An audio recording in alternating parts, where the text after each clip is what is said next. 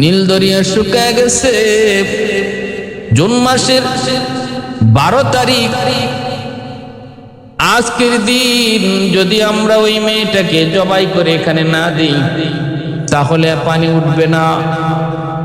নীল দরিয়া পানি যদি না থাকে আমাদের জীবন বাঁচানো সম্ভব না, কারণ নীল দরিয়ার পানির দ্বারা আমরা চাষাবাদ করি।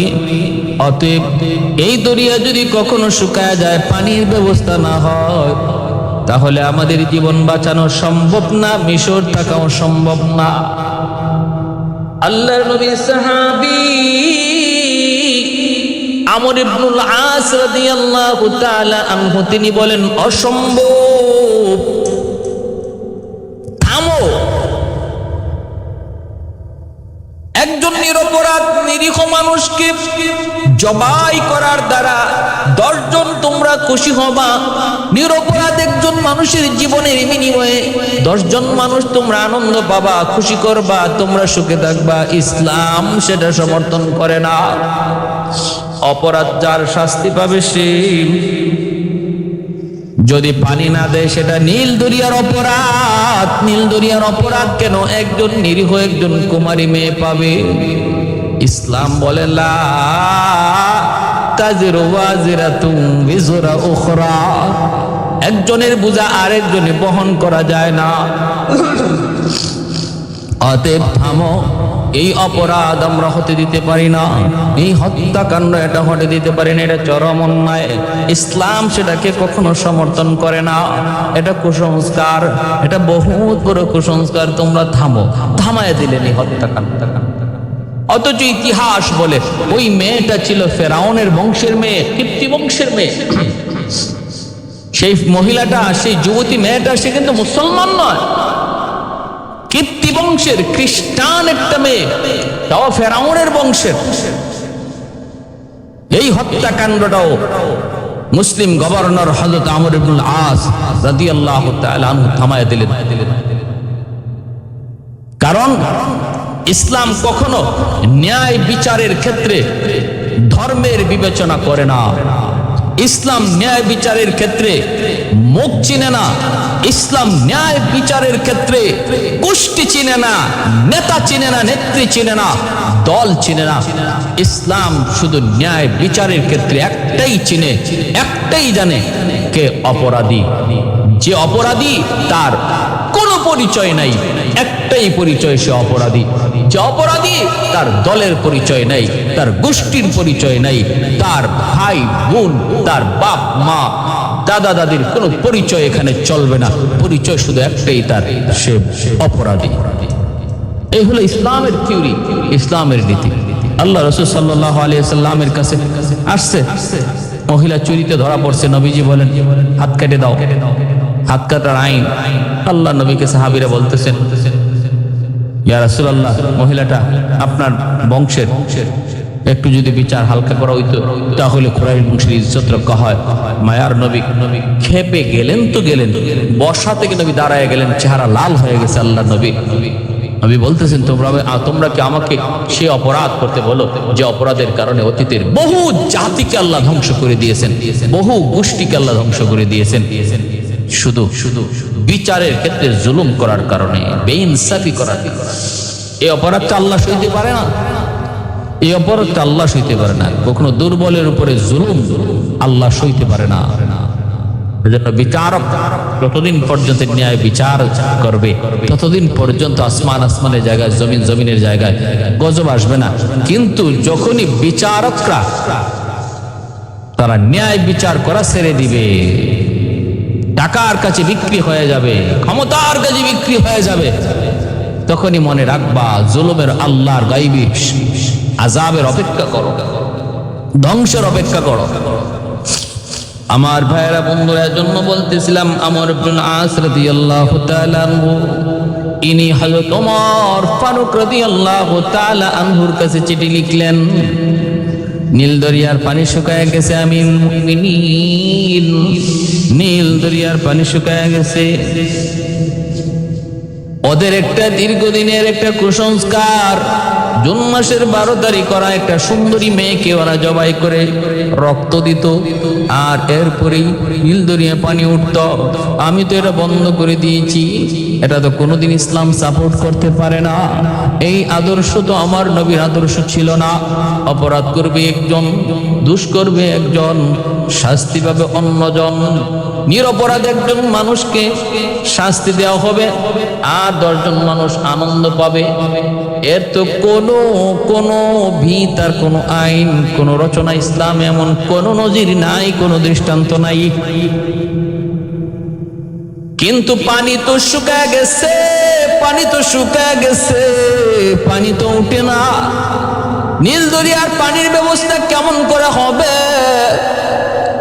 ওমর ফারুক রাদিয়াল্লাহু তাআলা আনহু তিনি 2টা চিঠি লিখলেন। একটা চিঠি গভর্নর আমর ইবনুল আস রাদিয়াল্লাহু তাআলা আনহু বরাবর ধন্যবাদ জানাইলেন, ধন্যবাদ তুমি যে ধর্মের দিক বিবেচনা না করে অমুসলিম ধর্মের একজন নারী তবু একটা জান রক্ষা করেছো, অন্যায় একটা হত্যাকাণ্ড তুমি বন্ধ করেছো, এজন্য তোমার শুকরিয়া জানাই। কারণ ইসলাম সর্বদা অন্য ধর্মকে ধর্ম পালনের স্বাধীনতা দেয়। অন্য ধর্মের স্বাধীনতা ইসলাম শুধু বলে তুমি তোমার ধর্ম মানো, চলো, অসুবিধা নাই, কিন্তু রাষ্ট্রীয় আইন মেনে চলো, রাষ্ট্রীয় আইন মেনে চলো। ইসলাম কাউকে ধর্ম গ্রহণ করতে জোর জবরদস্তি করে না। লা ইকরাহা ফিদ্দীন, দ্বীনের ক্ষেত্রে কোনো বাড়াবাড়ি নেই। মুসলমানরা মিশর জয় করেছে, বহু খ্রিস্টান মিশরে ছিল, তাদেরকে ইসলাম ধর্ম গ্রহণ করতে কোনো বাধ্য করা হয় নাই, মারধর করা হয় নাই।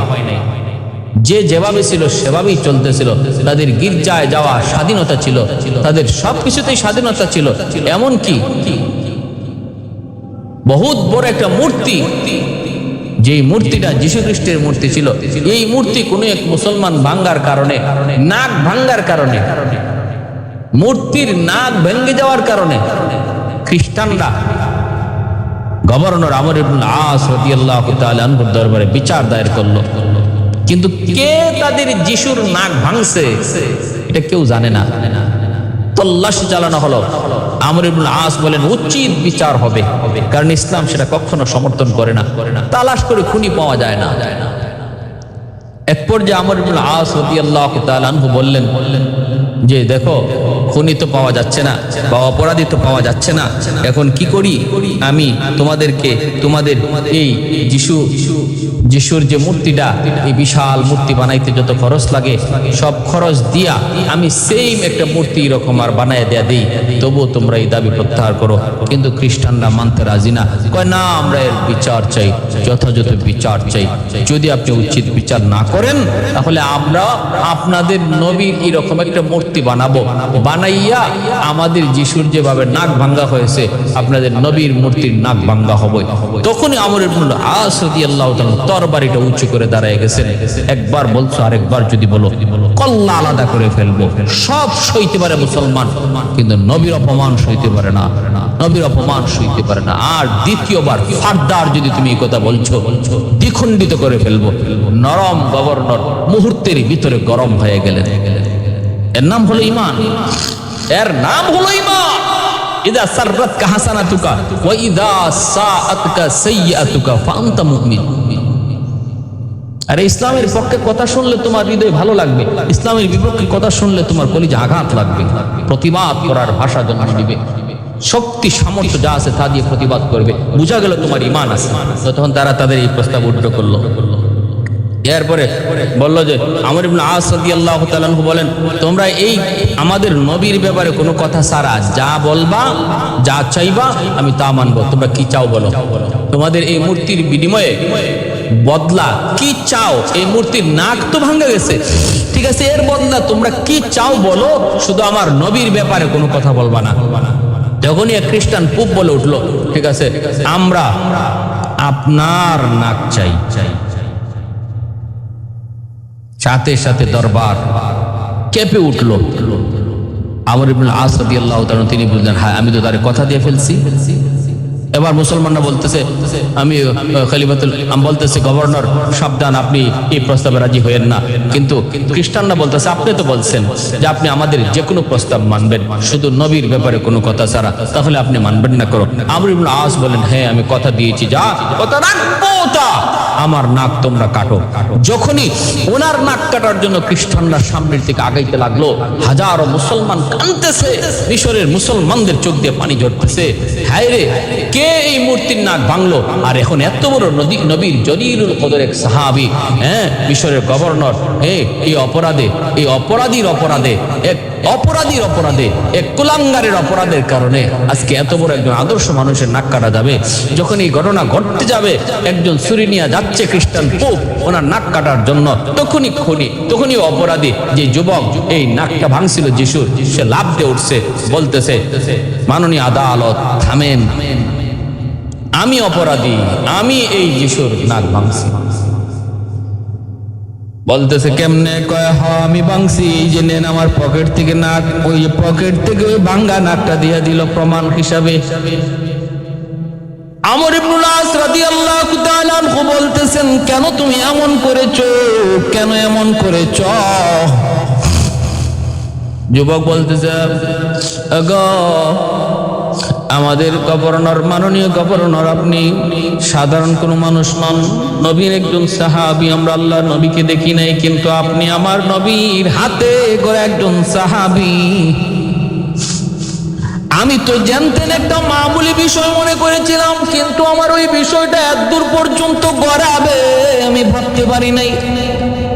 আমি ইচ্ছা করে ওই মূর্তির নাকটা ভাঙ্গি নাই।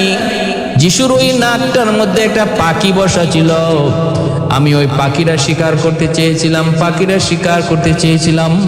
ওই শিকার করতে যায় আমার তীরটা যায় যিশুর নাকের মধ্যে লাগছে, আর নাকটা ভেঙে গেছে।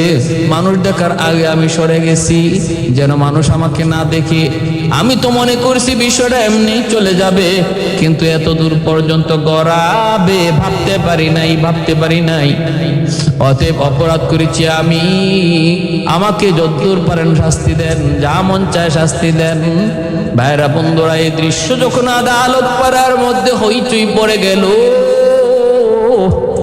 খ্রিস্টান পোপ যারা মামলা দায়ের করেছিল তারা বলতেছে আওয়াজ দিয়া, মাননীয় আদালত, আমাদের বুঝ হয়ে গেছে ইসলাম ধর্ম কত সত্য, ইসলাম ধর্মের বিচার কত সুন্দর। আজকে আমাদের আমাদের যিশুর নাকের বদলা গভর্নর তার নাক দিতে রাজি হয়ে গেল। অথচ গভর্নর যদি আমাদের বিরুদ্ধে অ্যাকশন নিত, আমাদের কোনো কিছু করার থাকতো না, কারণ আমরা দুর্বল, আমরা সংখ্যালঘু, ক্ষমতা মুসলমানের। তারা যদি অ্যাকশনে যায়, আমাদের কিছু করার নাই। তারপরও অ্যাকশন, কোনো শক্তি প্রয়োগ করে আমাদের এই দাবি তারা থামায় নাই। আমাদের দাবি গভর্নর মেনে নিয়েছে নিজের নাকের বদলা। অতএব বুঝতে বাকি নাই ইসলাম ধর্ম যে কত সুন্দর, ইসলাম ধর্ম যে সত্য ধর্ম। আর যেই যুবক তার অপরাধ নিজে স্বীকার করে নিছে, এটাও বুঝতে বাকি নাই সে ইচ্ছাকৃত কাজটা করে নাই, সে অনিচ্ছাকৃত করেছে। ওই মুহূর্তে আদালত পাড়ার অসংখ্য খ্রিস্টান কালেমা পড়ে মুসলমান হয়েছে। ওই আমর ইবনে আস রাদিয়াল্লাহু তাআলা আনহু চিঠি পাঠাইলেন আমিরুল মুমিনিন হযরত ওমর ফারুক রাদিয়াল্লাহু তাআলা আনহুর দরবারে। চিঠি পাঠাইলেন, চিঠি পাঠায় তিনি জানায় দিলেন, এখন কি করব আপনি বলুন। বলে কি হয়েছে? কয় ঘটনা হলো এইদিকে তো দেখা যায় নীল দরিয়ার পানি শুকিয়ে গেছে, এই নীল দরিয়ার পানির ব্যবস্থা কেমনে করব? দ্বিতীয় চিঠিটা তিনি নীল দরিয়া বরাবর লিখলেন হযরত ওমর। দ্বিতীয় চিঠিটা তিনি লিখছেন, ইয়া বাহরা নীল, হে নীল দরিয়া, বিসমিল্লাহির রহমানির রহিম। প্রথমে লিখছেন আল্লাহর নাম, আল্লাহর নামে শুরু করলাম। ওমরের পক্ষ থেকে নীল দরিয়া বরাবর। তারপরে উল্লেখ করেছেন, হে নীল দরিয়া, ইনতাজরি, তুমি যদি প্রবাহিত হও নিজের তরফ থেকে তুমি যদি নীল দরিয়া নিজের মতো করে চলো, নিজের মতো করে শুকাও, নিজের মতো করে পানি দাও, তাহলে তুমি নীল দরিয়ার পানি আমার প্রয়োজন নাই। ওয়াইন তাজরি মিন ইনদাল্লাহ মিন ইনদিল্লাহ ওয়াইন তাজরি মিন আমরিল্লাহ, আর যদি তুমি আমার আল্লাহর হুকুমে চলো, আমার আল্লাহর হুকুমে যদি তুমি চলো, ফাজরি, তুমি পানি প্রবাহিত করো। আমি উমরের চিঠি পাওয়ার সাথে সাথে পানি প্রবাহিত করো, দেরি করবা না। আর আল্লাহ ছাড়া অন্য কারো হুকুমে যদি তুমি চলো, তোমার পানির প্রয়োজন উমরের নাই। এই চিঠিটা হযরত ওমর আমর ইবনে আস রাদিয়াল্লাহু তাআলা আনহুকে বললেন যে নীল দরিয়া বরাবর যে চিঠিটা আমি লিখলাম, এই চিঠিটা দরিয়ার মধ্যে ফেলাইয়া দিবা। আমর ইবনে আস রাদিয়াল্লাহু তাআলা আনহু তিনি মিশরের মানুষকে জানাইলেন যে খলিফাতুল মুসলিমিন আমিরুল মুমিনিন হযরত ওমর ফারুক রাদিয়াল্লাহু তাআলা আনহুর পক্ষ থেকে ফয়সালা চলে এসেছে। বলে কি? বলে একটা চিঠি লিখছেন উনি, কিসের? নীল দরিয়া বরাবর। মানুষের উৎসুক আরো বেড়ে গেল, খ্রিস্টানদের উৎসুক আরো বেড়ে গেল। কয় কি?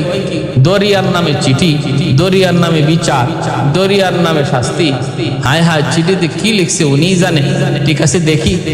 শয়ে শয়ে হাজারো হাজারো মানুষ আমর ইবনে আস রাদিয়াল্লাহু তাআলা আনহুর সাথে তারা এই চিঠিটা নীল দরিয়ার মাঝখানে রাখার জন্য দরিয়ায় নামছে। তারিখের কিতাবের ভিতরে শরণার্থ করে লেখা রয়েছে, এ যুবক, শরণার্থ করে লেখা রয়েছে আমর ইবনে আস রাদিয়াল্লাহু তাআলা আনহু সাথীদের নিয়ে মিশরের জনগণ নিয়ে তিনি ওই নীল দরিয়ার নামলেন। নাইমা মাঝখানে গেলেন, চিঠিটা রাখলেন। চিঠি রাখা মাত্রই দেখা গেল পানি উঠতেছে। তারা দেখা যায় পানি উঠতেছে, পানির ডরে তারা আস্তে আস্তে পিছনে নামতে বা উঠতে লাগলেন, উপরে উঠতে লাগলেন।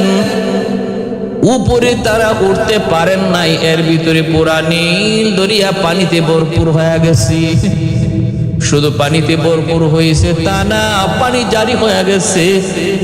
সেই নীল দরিয়া আজও জারি আছে, কালও জারি আছে, এখনো জারি আছে। কিয়ামত পর্যন্ত নীল দরিয়া জারি থাকবে। দুনিয়ার সব সাগর ও মহাসাগর শুকায় গেল, উমরের চিঠি পাওয়ার পর যেই দরিয়া পানিতে ভরপুর হয়েছে, ওই দরিয়ার পানি আর কোনোদিন শুকাবে না। কিয়ামতের আগেও নীল দরিয়ার পানি শুকাবে না, আর শুকায় নাই। অতীতে বহু নদ নদী শুকিয়ে গেছে, নীল দরিয়া আর শুকায় নাই। হাজারো অসংখ্য খ্রিস্টান কালেমা পড়ে ওই ঘটনা দেখার পর মুসলমান হয়ে গেছে।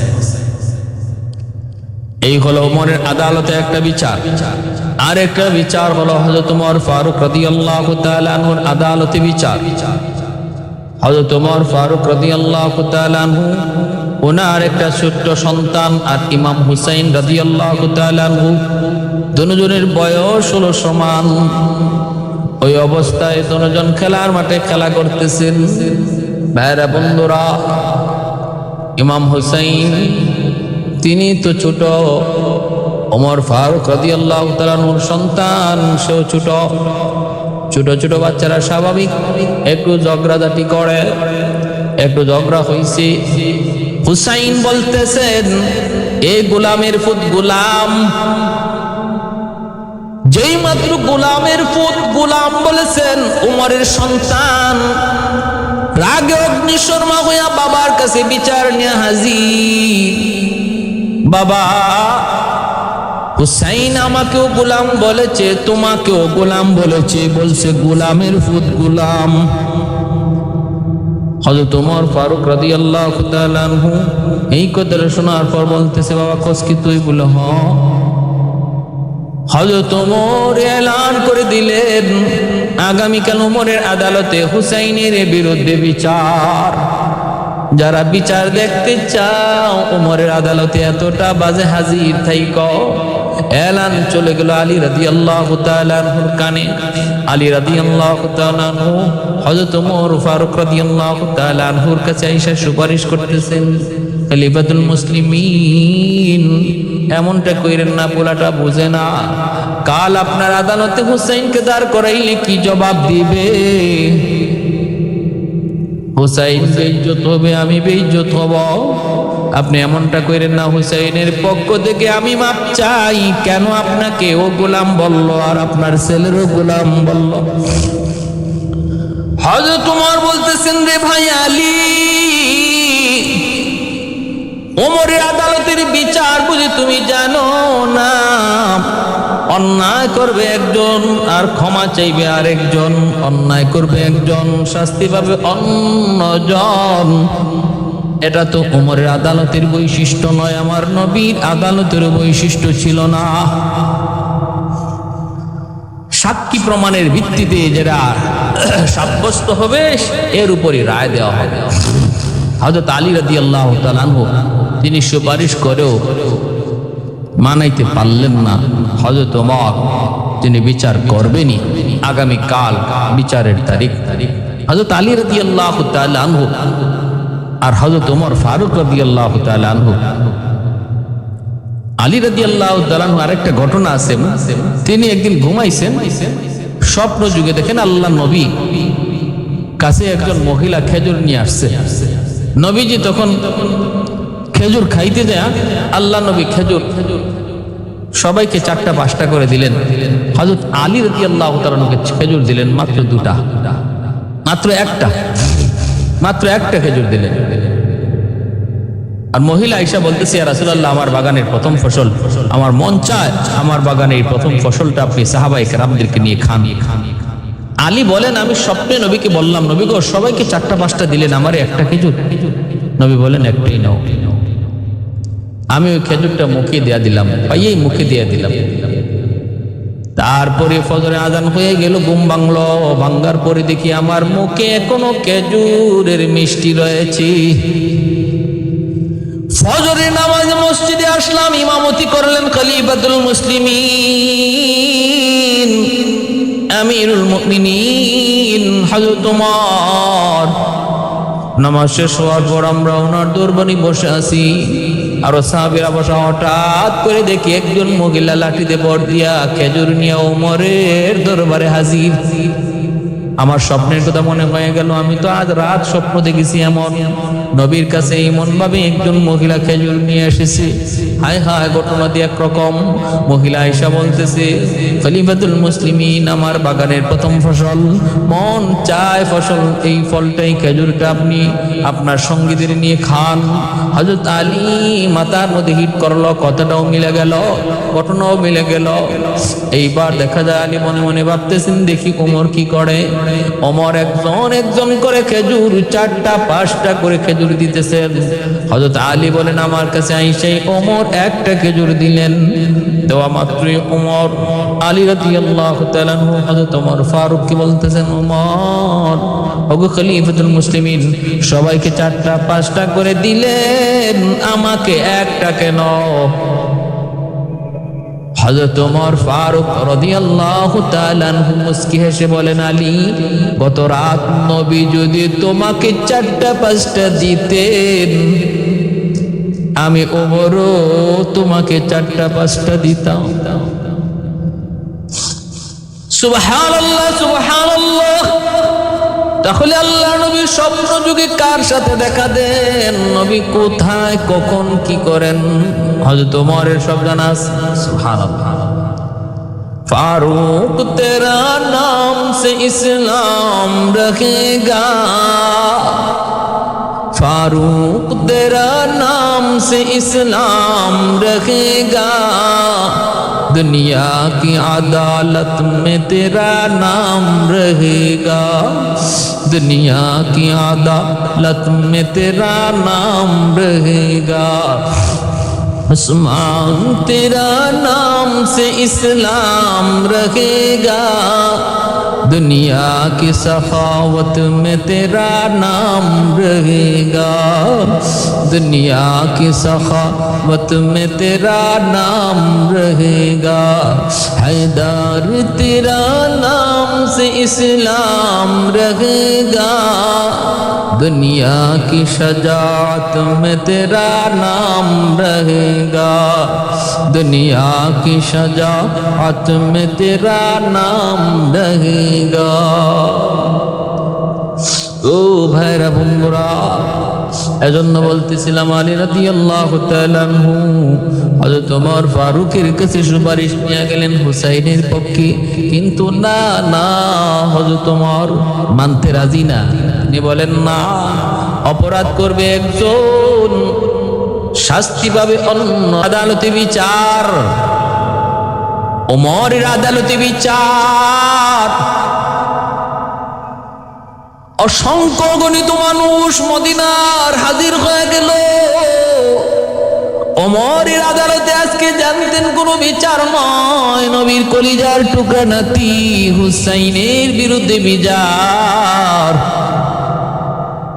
হযরত আলীও বসে আছেন, সাহাবীরাও বসে আছে। ওমরকে কে বুঝাবে? বুঝানোর কেউ নাই, কারণ খুব গরম, সুপারিশ কেউ নিয়ে যায় না। ওই অবস্থায় হযরত ওমর বিচারকের আসনে বৈশা বলতেছেন নিজের ছেলে রে, বাবা কত দেখি কি হয়েছে? কয় আব্বু আমরা দুইজন খেলায় ছিলাম, একটু ঝগড়া হয়েছে, ঝগড়ার প্রেক্ষিতে হুসাইন হঠাৎ করে আমার একটা গালি দিয়া বসছে। কয় কি গালি দিছে? কয় গোলামের পুত গোলাম। হযরত ওমর এবার বলতেছেন বাবা তুই বল, হুসাইন তুমি দাঁড়াও। হুসাইন ছোট্ট বালক ডাক দেয়া বলতেছে, হুসাইন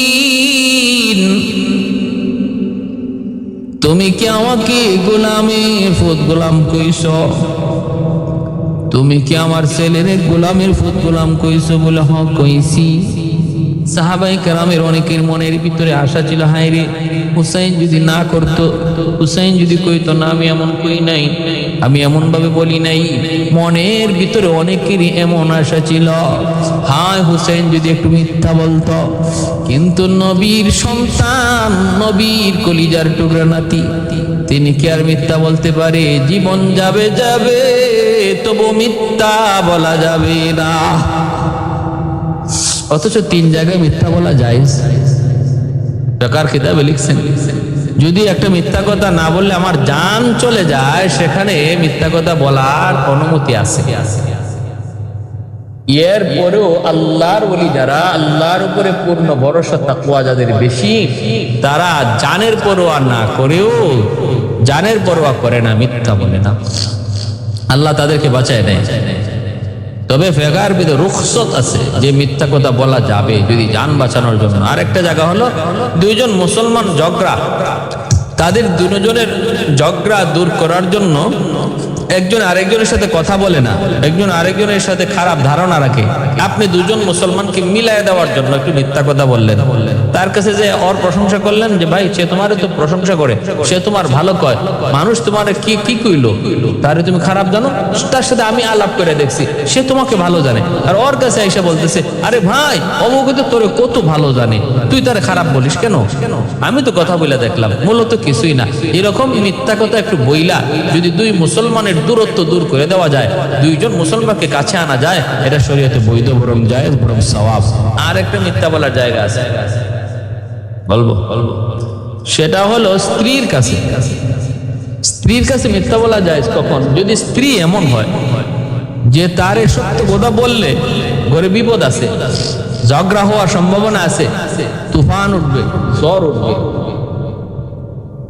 যেমন শাড়ি কিনলাম আমি 600 টাকা দিয়া, ঘরে আইনে যদি বলি শাড়ির দাম 600, সে মানবে না, সে আমার সাথে ঝগড়া করবে, বলবে তুমি শার্ট কিনো, লুঙ্গি কিনো, প্যান্ট কিনো 1000, 1200, 1500, আর আমার জন্য শাড়ি আনছো 500 আর 600, এই শাড়ি আমি পরি না, নাও তোমার শাড়ি তুমি লইয়া দাও। এটা যদি মিথ্যে গরম হইয়া কয়, তখন তো ঘরের সমস্যা না। তো ওই অবস্থায় স্বামী বেচারা এই জিদ থেকে, এই আগুন থেকে ঘরে বাঁচানোর জন্য যদি জিজ্ঞেস করে শাড়িটার দাম কত, সে বলবে 1200, 1500, 2000। কি করার রাখে? শান্ত রাখার জন্য, ঠান্ডা রাখার জন্য।